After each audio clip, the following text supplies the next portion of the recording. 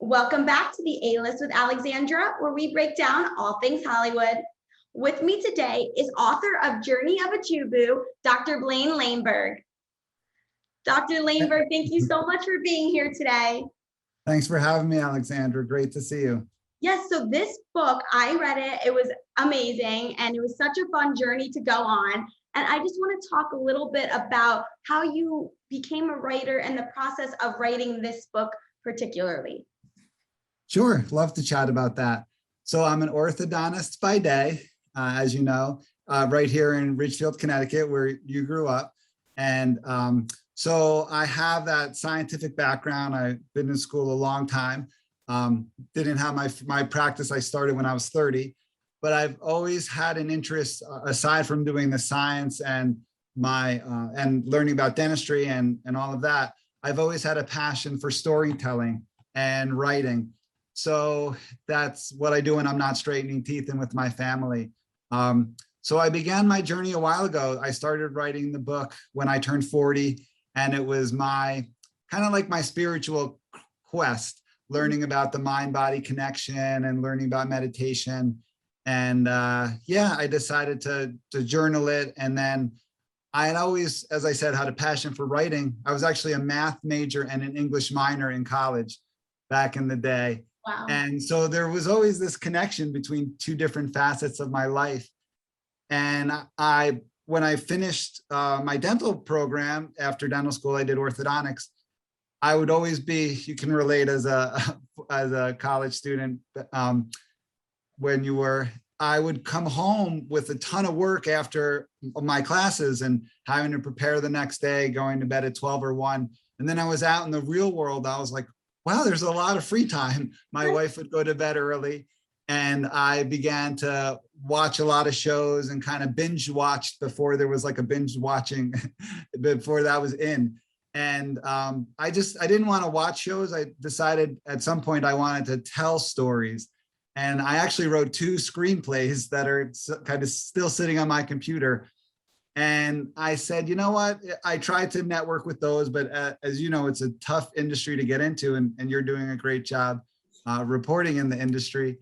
And I decided, you know what, my next project's going to be a book. Let me tell my story. It's not an autobiography, but you write what you know. So It's about a neurotic Jewish dentist searching for inner peace. And I call it the Larry David version of myself.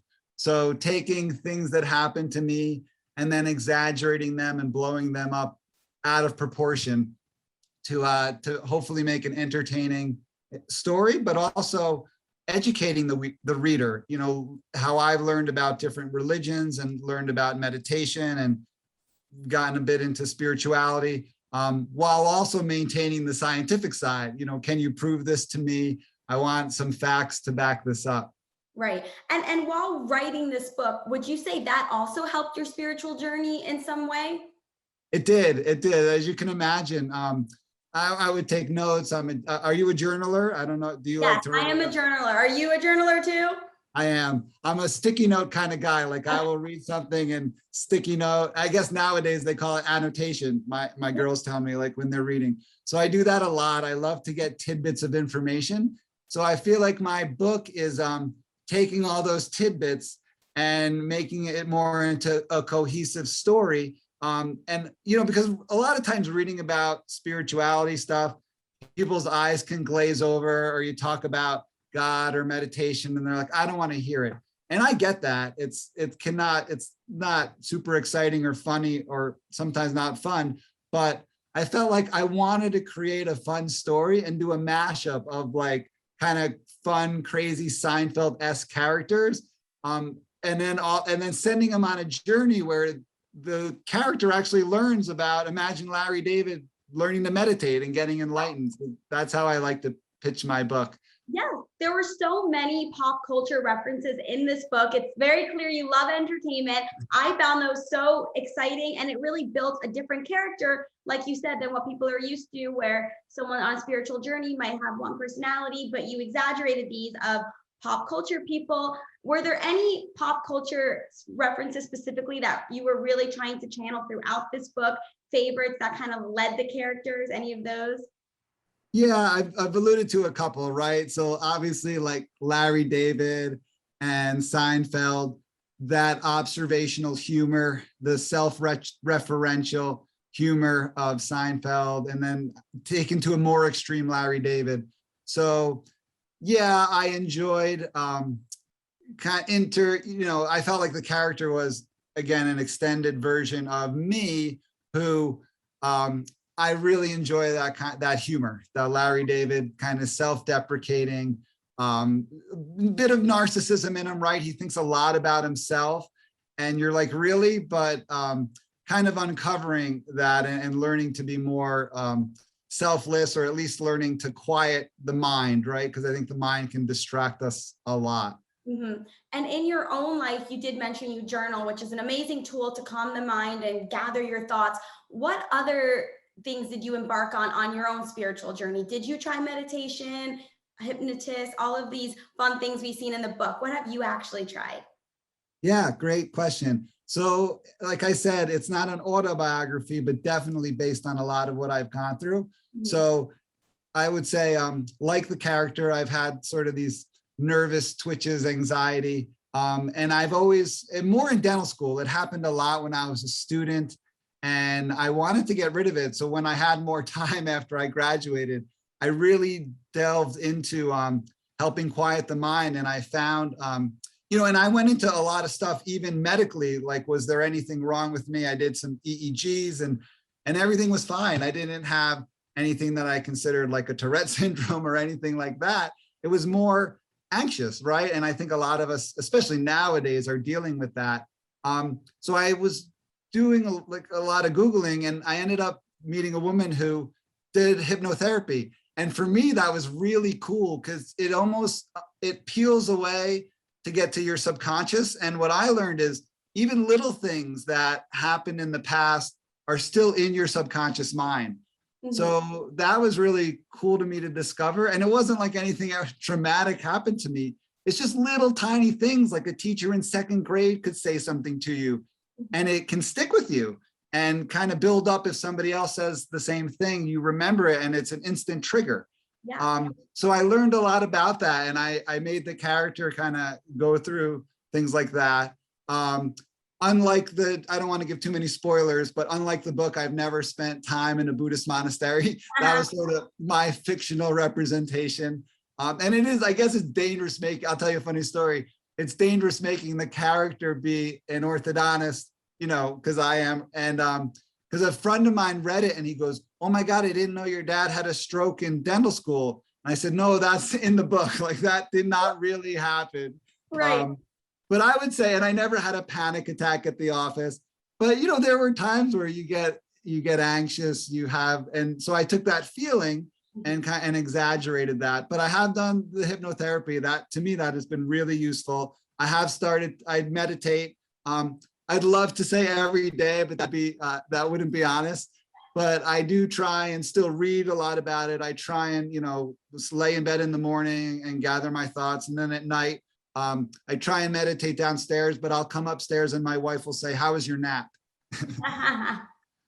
Do you meditate yourself? Have you gotten into it? Try. My dad is really into it. He does Reiki, he meditates. Oh. It's hard. I do try to do yoga and meditate as best as I can, but as you know, it's hard to shut your mind off when you have so many things running around. But meditation is definitely one of my favorite relaxation things that I can do.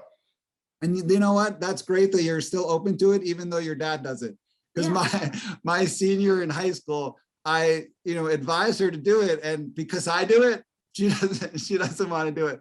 So I give you kudos for keeping an open mind about it. Thank you. I know I see him doing Reiki. I think it's the coolest thing. He's like learning all these spiritual things himself now. And it's nice to see, because a lot of times it's people in their 20s or younger who are trying these new age ways, and to see him doing it, it's cool. It's been really cool to me because, I usually, did I write it for myself? People ask, or did I write it? And as we talked about, I journaled it. And so it was for myself.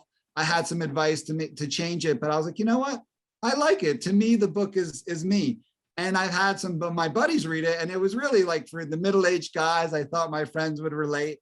And I've been pleasantly, that's why I think like your dad could probably relate a lot. And I think it's really cool that other people, you know, who I didn't think would be my demographic, like you, read it and gave it a shot and found it funny and connected with it. That's been a really cool part of my journey. Yes, that must be such a great, comment to see, because I love it. And I think if people of all ages could really enjoy it, because the spiritual process never stops. I think everyone wants to learn how to clear their mind and find some inner peace. So it's a great read. Oh, thank you. Now, in the book, Dr. Jacob Silverstein is writing his book, his script, and he's eating candy and chips, and the process is so funny. Was your process of writing this book just like his, or what are some of your quirks or special rituals that you do while writing? So I definitely have a sweet tooth. That's a little secret about dentists, is that just because we clean teeth, well, I'm an orthodontist, so I straighten them. But yeah, I would say in our office, we like to have snacks downstairs in the break room. And I definitely, it's a joke in my car in the glove compartment. There are treats like the main character has. So I definitely like the sweets and the pick me up, but you have to brush your teeth afterwards. So right. I do that. As you know. So I didn't put it in this book, but I am a big music guy. So I did, when I was writing, I listened to a lot of mixes. I had like my rocking writing mix. So I would get in certain songs that would kind of get me in the mood. So that would be a quirk of mine. Sometimes I move around the house to different places if I wasn't feeling a little less inspired. I would say I like to, hike and kind of get in nature. So I didn't really put that in the book, but it was, there's a little bit of nature stuff in the monastery. But yeah, I would say those are a couple of things that I enjoy. And then of course, like the character, I am obsessed with pop culture. As you said, there's a lot of references to 80s shows. I grew up in the 80s. Yeah. There's a lot of references to some of the Netflix shows. So I kind of was like, you know what? Watching all this TV paid off a little bit from my book. There you go. And it was fun to envision these characters. For example, when you did the vision board of describing some of your characters' friends, it gives you such a clear picture when you put it in terms of pop culture. I think a lot of people can relate to that. Yeah, that was a little tool we used. I've had mixed feedback about that. So that's good to hear that you liked it. Some people want to visualize the characters themselves, but you like that I compared the characters to a. Yeah, when pop culture, I enjoy that. I think that's one of the funnest things to see. Were there any roadblocks while writing this book? Was there ever a point where you said, I don't know if I'm going to finish it, maybe this is better off just as a journal? Anything like that occur? Yeah, a lot. It's funny, actually, the first version of the book, because as you said, it's a book within a book. So it's a little hard to describe, but the main narrator is writing a book and he doesn't know whether to publish it or not. That you get that from the opening chapter. And the first version of the book started with only Adam as the character. And yeah, so that the book is sort of based on that journey. Is I had people say, you get rid of Adam, you should just write your own memoir. And I didn't want to write an autobiography. Obviously using a lot of my life. So that's when Jacob was born.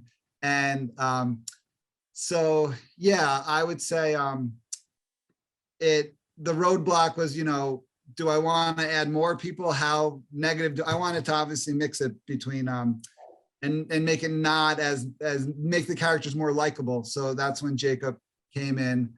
And I would say other roadblocks were finding a publisher. I ended up self-publishing it. And that was quite a journey. I submitted it to probably 100 people.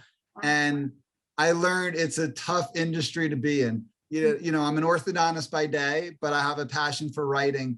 So I wanted to really pursue that passion.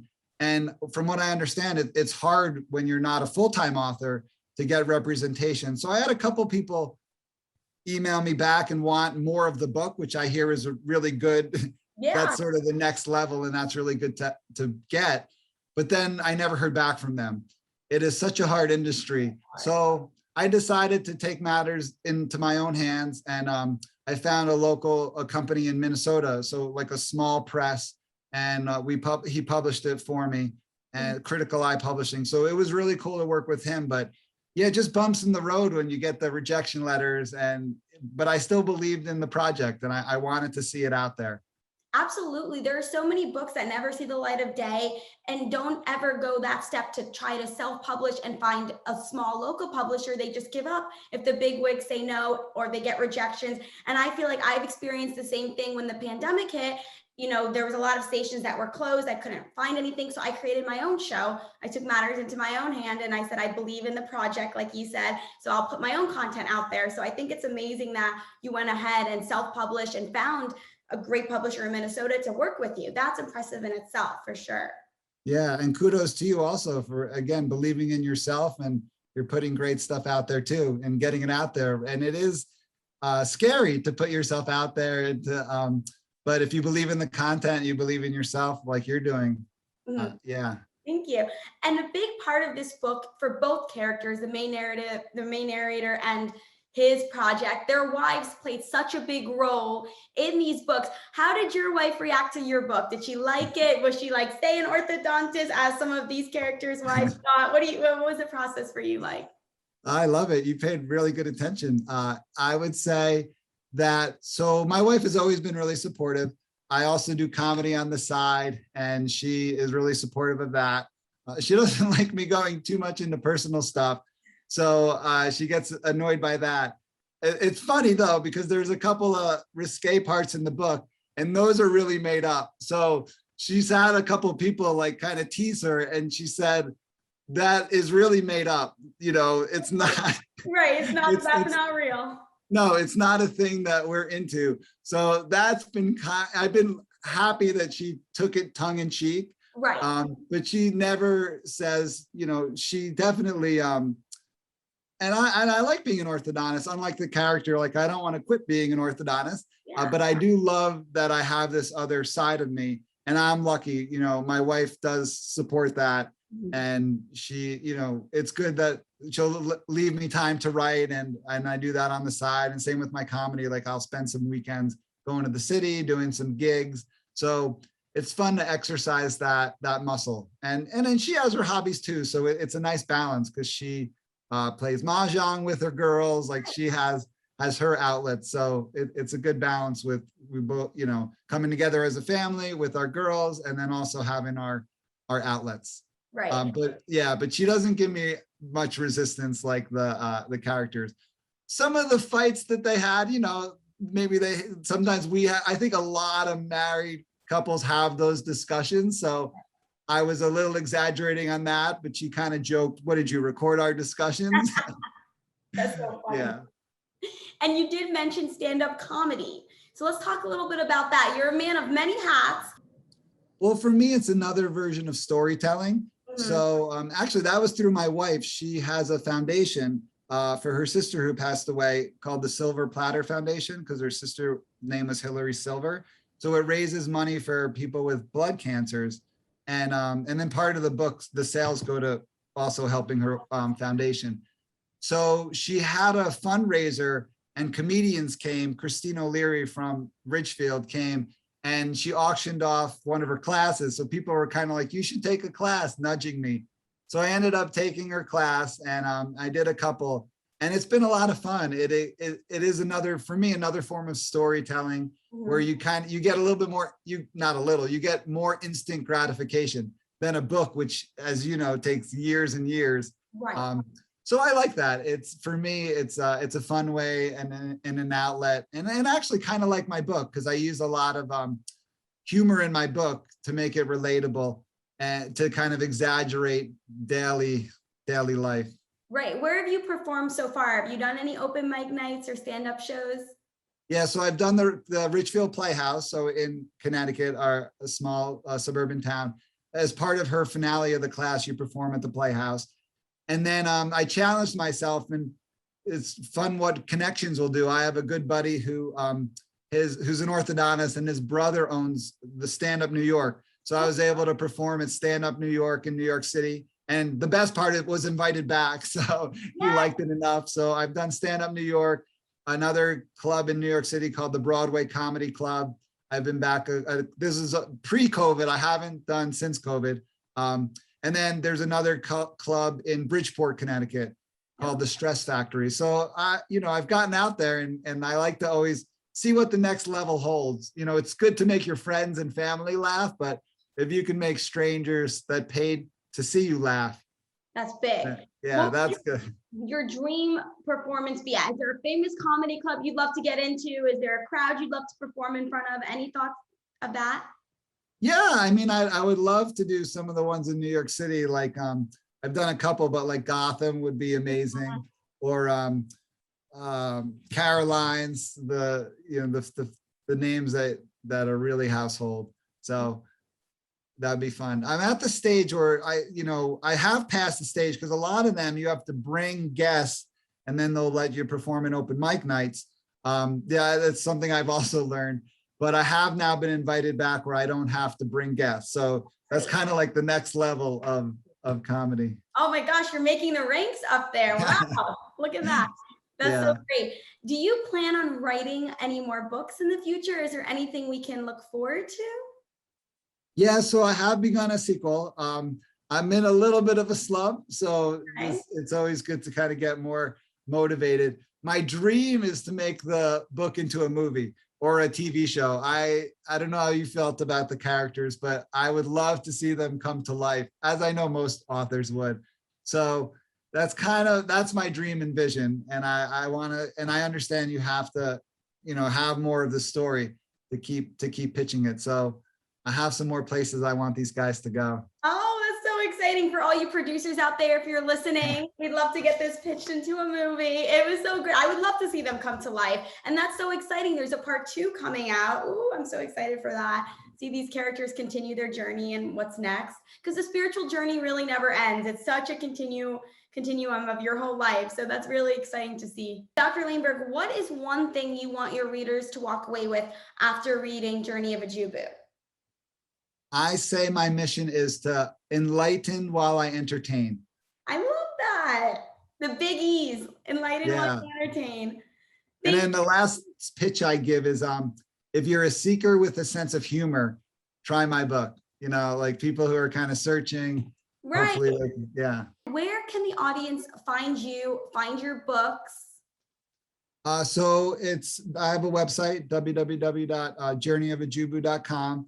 And then available on Amazon and through Barnes & Noble's local bookstores, I think bookshop.org. Mm-hmm. Well, Dr. Langberg, thank you so much for being here today. It was so great having you. Thanks, Alexandra. Great seeing you.